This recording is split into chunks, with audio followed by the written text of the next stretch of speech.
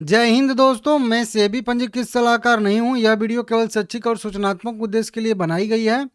Suzlon energy limited और INOX wind limited दोनों एक ही सेक्टर की कंपनियां हैं, एक ही जैसा दोनों का बिजनेस है। दोनों के बारे में बात करेंगे।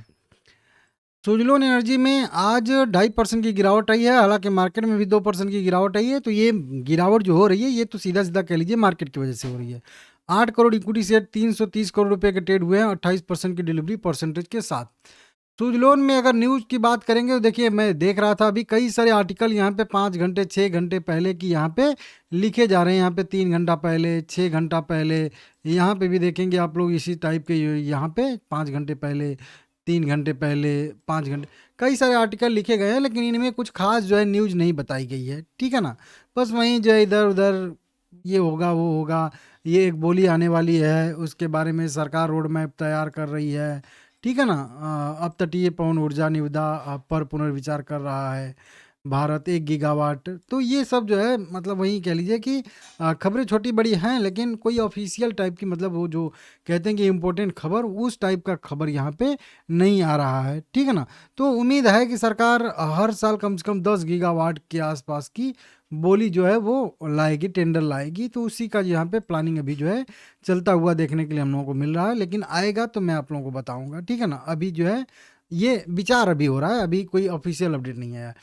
इसी टाइप का यहाँ पे भी छोटा मोटा अपडेट है कि मतलब सभी एनर्जी कंपनियों में क्या करना चाहिए।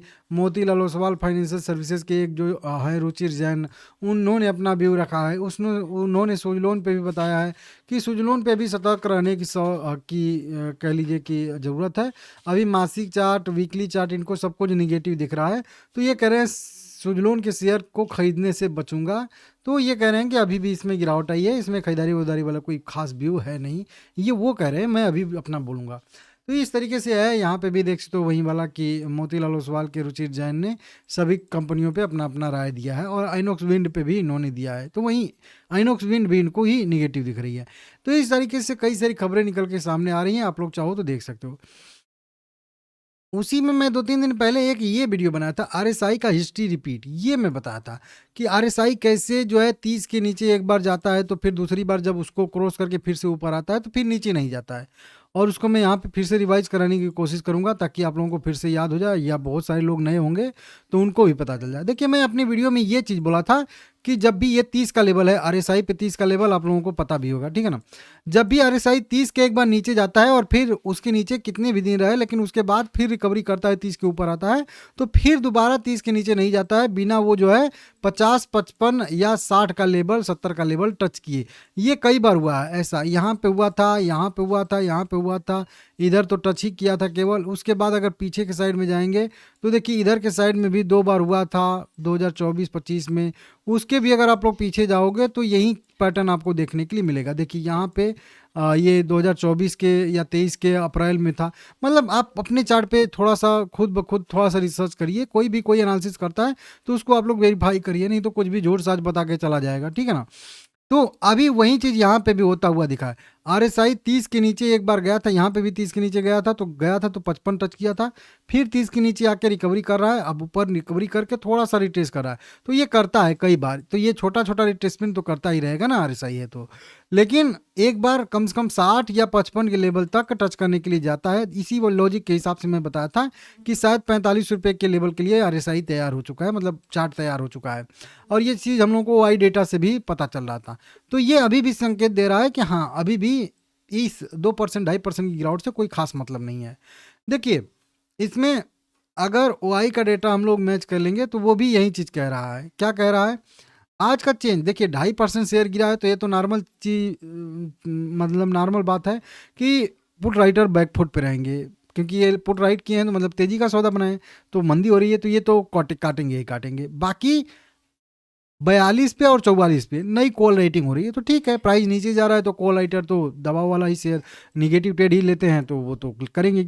लेकिन यहाँ पे 3 मतलब 46, 48, 49 पे जो कॉल कटी हैं, ये क्या संकेत दे रहा है, क्योंकि ये बहुत पहले से कॉल बनी थी, तो अब अच्छा खासा जो है प्रीमियम 2.5% गिर भी गया है, लोएस्ट लेवल पे सूर्य आ ही रहा है, तो अब इनको जो है प्रॉफिट दिख रहा है। अब ये बहुत ज़्यादा जो है इंतजार नहीं करना चाहते हैं, तो कुल मिलाकर प्रॉफिट अपना बुक करना चाह रहे हैं। हालांकि कॉल राइटिंग अभी भी 4 प्राइस पे हुई है, 42 पे, 44 पे, 47 पे और 50 पे, चारों पे, तो ठीक है। लेकिन ये कुछ कॉल कटे हैं, तो इससे ये संदेह कह लीजिए पैदा हो रहा है, या ऐसा लग रहा है कि शायद उनको भी लग रहा है कि एक आध बार शायद मोमेंटम ऊपर की साइड में अभी भी आए। तो इस तरीके से यहाँ पे अपडेट है।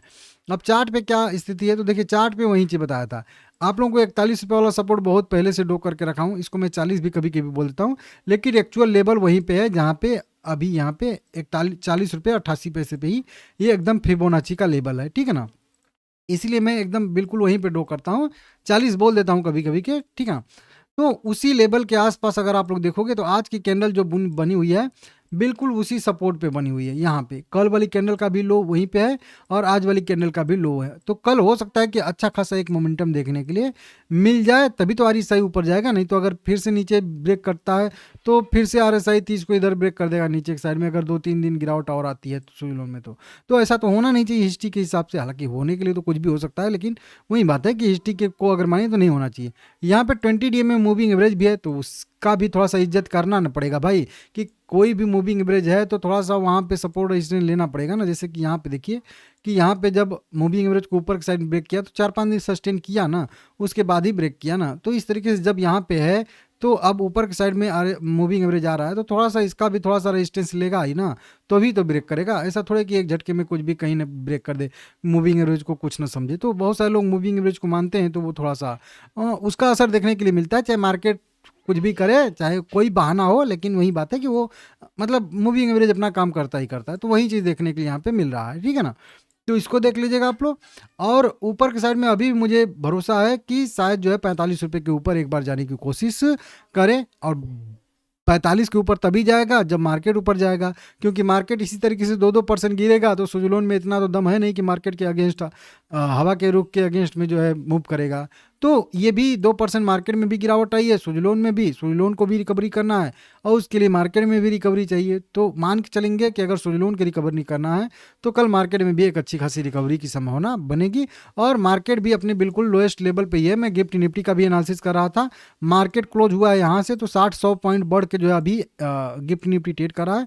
लेकिन अभी मैं निफ्टी का भी लेवल देख रहा था, तो निफ्टी भी बिल्कुल अभी देखिए यहाँ पे गिफ्ट निफ्टी भी 23,163 के लेवल से सपोर्ट लेके भाग रहा है, और वही चीज़ यहाँ पे हम लोगों को देखने के लिए मिल रहा है निफ्टी में भी। निफ्टी भी अपने इंपॉर्टेंट सपोर्ट से, हालांकि इंपॉर्टेंट सपोर्ट इसका है 22,900 के आसपास, राउंड फिगर में कर लीजिए 23,000, लेकिन निफ्टी में भी एकदम बिल्कुल लास्ट सपोर्ट पे ही है। तो यहाँ से भी संभावना एक है कि शायद जो है निफ्टी में भी एक बढ़त देखने के लिए मिलेगी हम लोगों को। तो मेरा व्यू तो है कि कल मार्केट एक अच्छा खासा गैप अप ओपनिंग दे के अच्छा खासा एक मोमेंटम कर सकता है, ऐसी संभावना मुझे दिख रही है। आप लोग क्या कह रहे हो, आप लोग कमेंट करके बताइएगा। अगला सपोर्ट वहीं 23,160 से लेके 23,990 तक का बनेगा, ये 150 पॉइंट का रेंज जो अभी करेंट जो लो है उसके बाद 150 पॉइंट नीचे, ठीक है ना, देख लीजिएगा, ठीक है ना। तो ये मेरा व्यू है, आप लोग अपने हिसाब से देख लीजिएगा।